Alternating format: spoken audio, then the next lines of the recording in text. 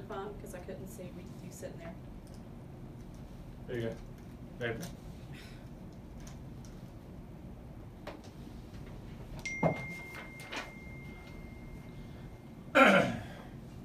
Oh, I do have you. Yay.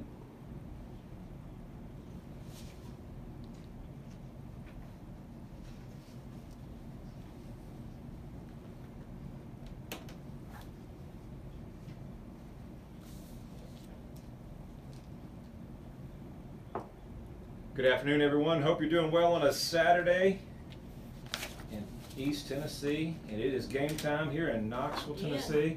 Home game. Glad to see the Vols come back home. So, I know, right? yeah, you may be busy today. It's okay. You catch us on replay or if you're out there. Got a good show for you. April and I are adjusting our orange colors here, ready to support our Vols. I know.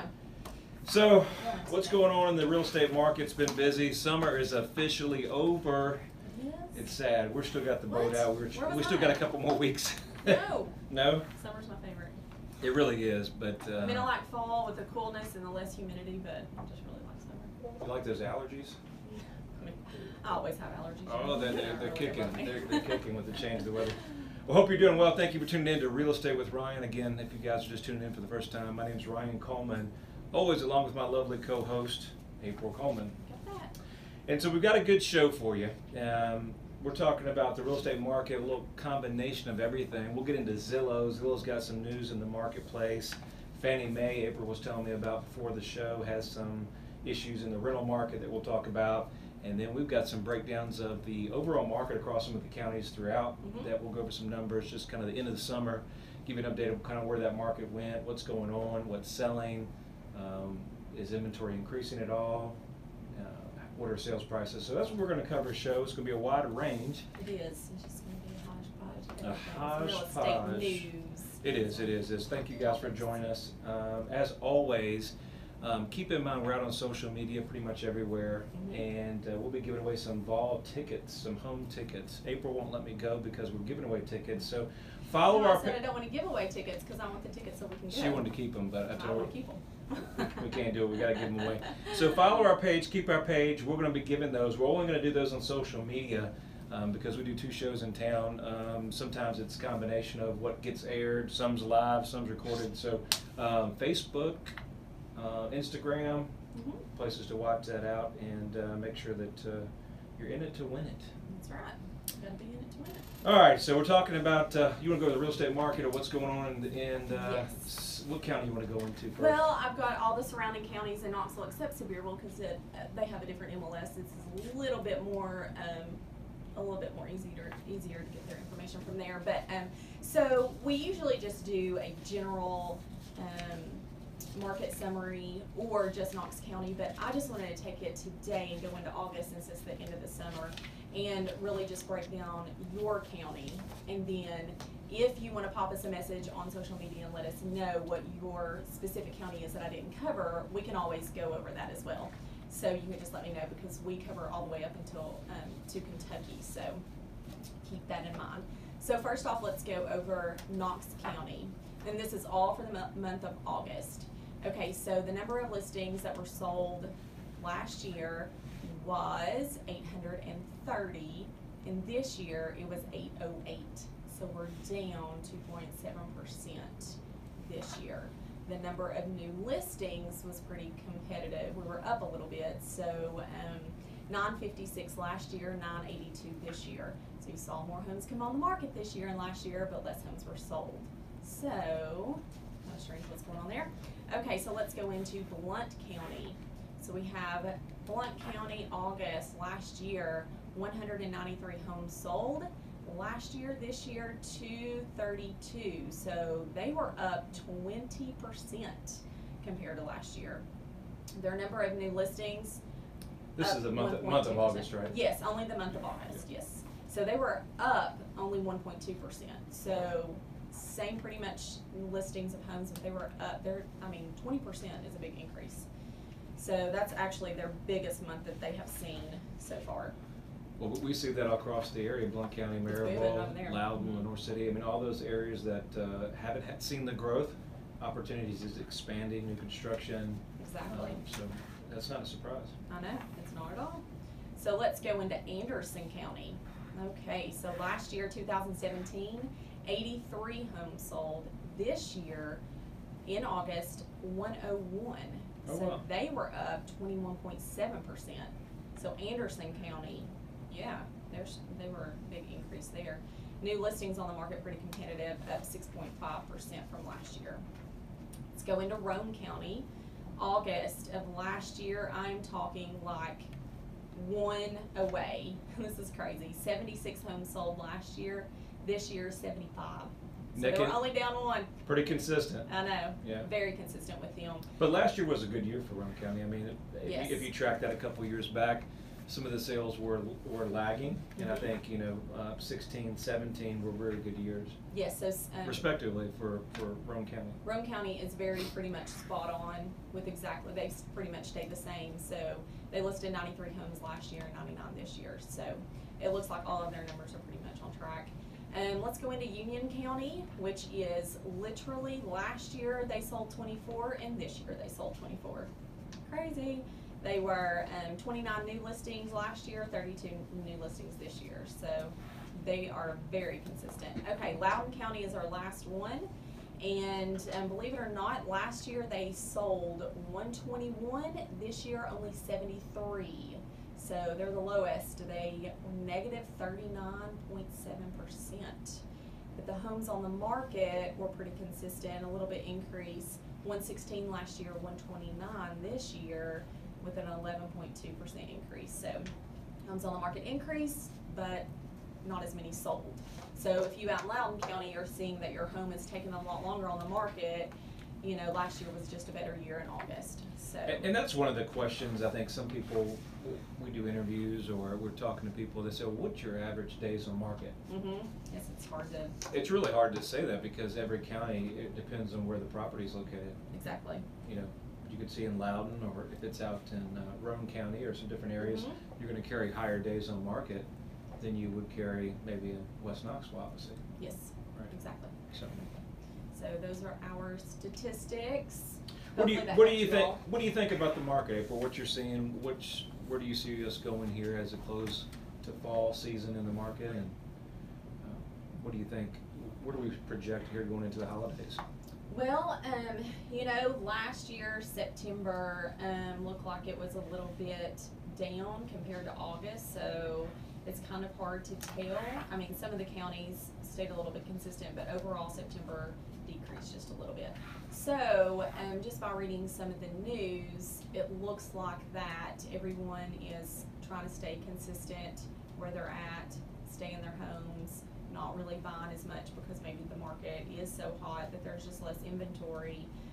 So some things that we've just been reading up on. Do you want to tie that in before we got on the break? You talked about something about somebody was up on some stocks or movement. When you said something about Home Depot. Do you when we were talking about Home Depot. Yeah. Oh, yeah.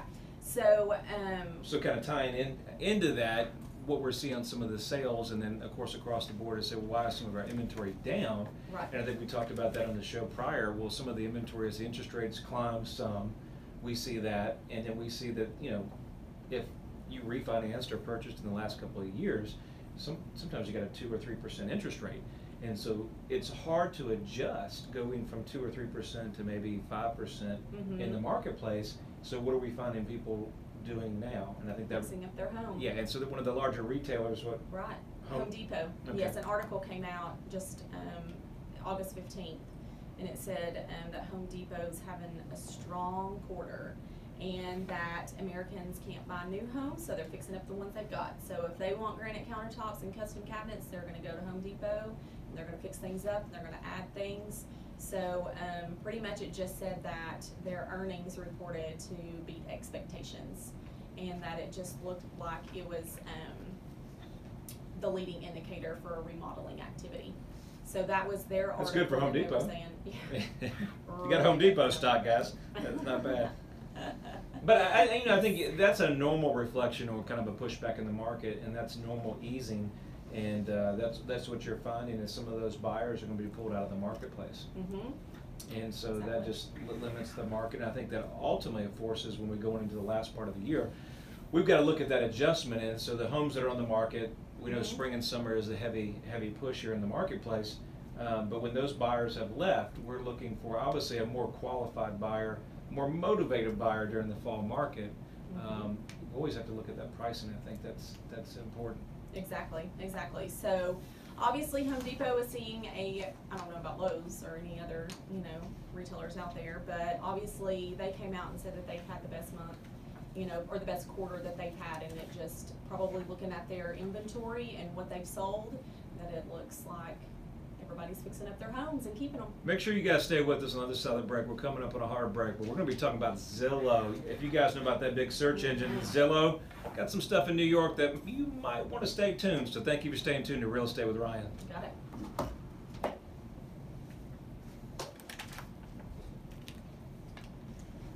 Hey, can you keep your mic down just a little bit?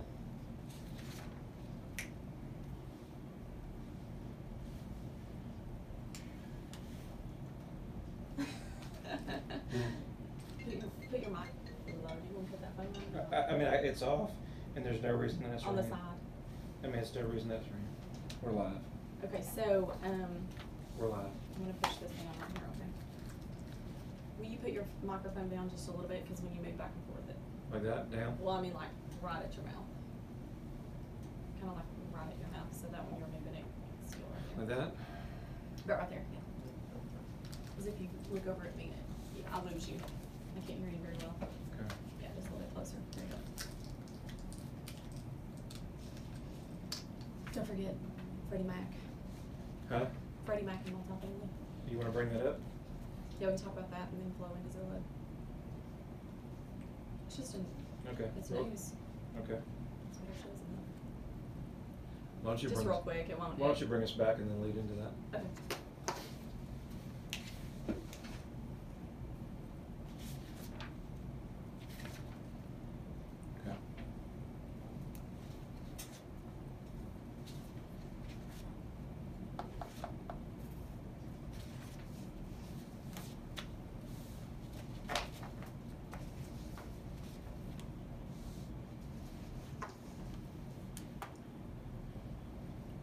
Welcome back. I'm going to bring you guys in and thank you for staying with us. You're listening to Real Estate with Ryan and April, of course.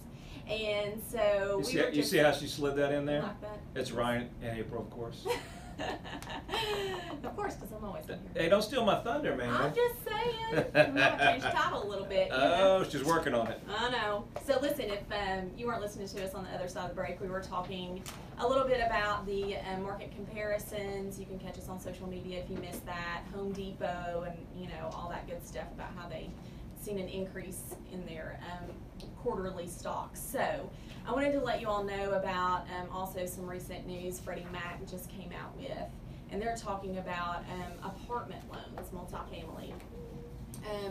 They are wanting to offer some low-cost financing to owners who agree to cap their rent increases for the life of their loans. So I think that the rental market is probably hard right now, and so they are wanting to let people go out there and get loans on multifamily, but they want to do some rental control. And I don't know if it's going to be what the incentive exactly is going to be, but they just said that the investor market's slowing a little bit, and so they just kind of maybe want to give them a low cost loan. And mainly I think it's because of the low income rental market and the government aid, such as the Section 8 vouchers. I think that they're more going towards that and giving you a bigger tax credit. Sure. So you can find out some more information on that on our website, of course. We'll have some stuff up on that. But just, something to think about if you're in there and you do Section 8 or you do multifamily. Talk to your lender about the Freddie Mac loan and see what incentives they have to offer. I think as inventory, kind of slides down some, I think investors trying to find those right deals. I know we work with a lot of investors in multifamily. We invest in multifamily. Finding those right properties that make the numbers make sense is key. So that's good that they're coming out with it. I think that's going to incentivize some people that are maybe on the sidelines, hopefully investing in that. Right. Because I think some people probably pull away from Section 8, and so I think that will maybe, give some people some insider of wanting to go ahead and invest in that. So, I mean, they need it too. So is Zillow a ticking time bomb? And this was an article read by Mark Gerstein, I believe, and so we'll give him credit on that. Different points that we've got from there. Do you want to lead into that, or you want me to run it? Yeah, sure. He was just going on about how in Zillow, of course, if you don't know, they do Premier Agent, and the Premier Agent pays a fee to Zillow. And so you have your listing agent that's on there that may not necessarily, pay to be a Premier Agent, but then there are others who pay.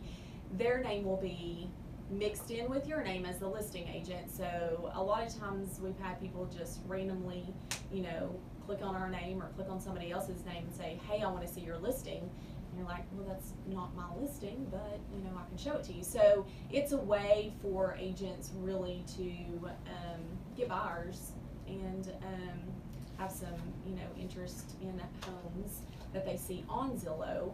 And so I think the big battle is just about the Premier Agent in New York. Are they legal or illegal? So to make it simply, I think, and what April was talking about it, we're obviously not Zillow people, but it's a search engine, it's a tool like Realtor.com and a lot of different sites out there in the marketplace to market and expose your home. Obviously, selling your home, you want to get the most exposure. So whether it's Zillow, whether it's Homes.com, whatever site it is, the more people looking at it, the better opportunities that you are. Zillow is a firm that operates, basically, they syndicate our listings. So if April and I list a property over there on Monday, Tuesday, it more than likely will probably be out on the website. Now, how Zillow is in business and how they make their money is that they basically resell our listings to a pool of agents, which April's talking about is a Premier Agent. So the Premier Agent pays Zillow a lot of cash to advertise their name. And so if you've ever looked at a Zillow listing, you'll see one of the three faces that are there. Now, what you'll find is if you want information on that property, the agents know nothing about the property. It's not their listing, they have no clue about it. And that's very frustrating for the client because they want information and more details. They're selling those ad space on like a broad rotator. Yes, so like an ad. So the challenge is, and where Zillow's catching some heat in New York, is basically advertising it as your listing. So in real estate, you got to have a license. You can't advertise other people's property without a license. And what they're doing, Zillow is not a real estate firm or a brokerage, so they say that they don't want to do. But they are advertising other people's listings without consent. And where they're looking at, and obviously, New York's pretty hard on that market, and there's a lot of litigation and a very expensive market in Manhattan. And so that they're looking in this marketplace to see if they're doing that without the written consent through the MLS without an exclusive right. And I think what April was talking about, Zillow's not looking for consent to advertise, they're looking for credit cards. Ultimately that fuels the economy. Why this is important is that without the agent ad space, essentially the company is non-existent, I believe. Yes. And so if you don't syndicate your listings to Zillow, then they're non-existent. So that's two factors. Obviously you got to have a product to sell, and so, we're only as good as our great home or product or our client working with Define. They are selling ad space or basically using our inventory, which is very, very smart, and they've done this for a while. But I think you're going to watch, hopefully, other associations, our MLS board, the state of Tennessee, you're seeing New York, and I think that's where it starts. And we're watching this ad practice, which is, it's a competitive space, but we're seeing that they're advertising our listings in a way that's misleading kind of the public. Yes. We won't even get into the zestimates and the estimates. But I think, which is fine, it's their platform, but I think the issue is they're doing it without the consent, and there's certain ways that you've got to go through the rules. And so if there's any change, what you'll find is if something happens in New York, that's why you don't see a lot of it on their stockholders' meetings. That could change the game as other litigators across the, AGs across the states follow. That's true. And so if they follow the business model that's in one place and they find it, you may see that go across the area. Right. So, something to think about. More than likely, what you need to do, whether, if you want information, you need a great agent to find that information. I think you always go to the listing agent for an opportunity, but if not, if you're working with a buyer, we always encourage buyer representation. Yes, that's another thing. If you're just out there freely looking on Zillow and finding homes yourself and not really looking, with an agent. I mean, if you have an agent and then you're looking on Zillow yourself, then call your agent and, talk to them about the listing. But if you're free looking on Zillow, that's another point. You need an agent that you can go to say, hey, I found this on Zillow, find out more information, and then your agent can call, the agent that's listed the home. But remember, when you're looking on Zillow, look for the listing agent, not the premier agent. Look and see. It does say small, the listing agent, and they're probably at the very end, Sure. At the very bottom, because they're not a premier agent. Yep. So. But I think one of those things is if you're actively engaged in the marketplace now and you're looking for homes, when you have an agent, the benefit to that, inventory is very low. Mm-hmm. So being in the market, there's several properties that are not even on the market that we know there's going to hit the market. So not only that, if it's on Zillow, because a lot of times the good ones are, even before they're out in the market, they're sold. Right. And so having an advantage of an agent in the marketplace, not only listings that hit the market immediately that are accurate, and then knowing exactly other inventory that's kind of pocket listings or things that are not listed. If you're not first, you're last. Right. And so sometimes in this market, especially if they're good deals, and they're going to go very quickly, and avoid that multiple offer situation as well. Because another thing is, like for us, not premier agents, prior to them changing some things over, which I think when they started getting their brokerage license and stuff, we weren't a premier agent, but we can go in and put our listing into Zillow ourselves, and we didn't have it syndicated straight from the MLS. Now they don't let you do that. So some of the homes you only see when it hits the MLS. So as soon as it goes into the MLS, then it is syndicated over to Zillow. So, if you're working with an agent, you can get some of those listings that aren't on Zillow, and some people don't syndicate their listings, and they may not be on Zillow. And there's usually a day or two delay in the feed being sent over. Yes, it kind of drives me crazy. Now, getting into Zillow, they're also buying homes, is that right? Oh yes, they are. They're buying and flipping homes. So that's another one. They are buying them, they're flipping them, and trying to turn them around in 90 days or less. So that's another thing that they're doing, and they're going to be using agents to help them sell it and give them a commission. Now stocks dropped 8% on that, the fact that they were going to buy homes, and so being a very risky investment that I don't know if it took too well in the marketplace. I know. Always goes quicker than we expect. You listen to Real Estate with Ryan every Saturday here on News Talk 98.7. Appreciate you joining us. You know the number, 693-SOLD, RyanColeman.org. Go Vols. Hope you have a wonderful weekend, and we'll see you back here next Saturday, 5 o'clock. Thank you.